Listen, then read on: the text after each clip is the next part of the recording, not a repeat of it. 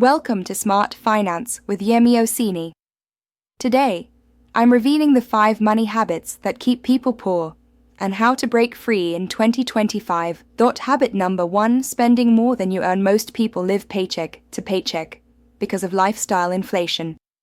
Learn to control expenses and save first.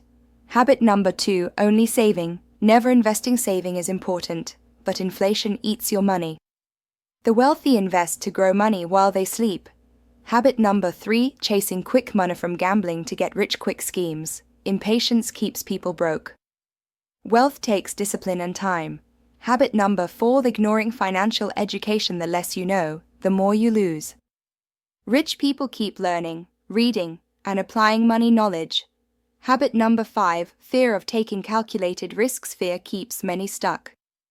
Investments, businesses, and side hustles require courage, but smart risks lead to growth. Closing: break these 5 habits, and your financial life will never be the same.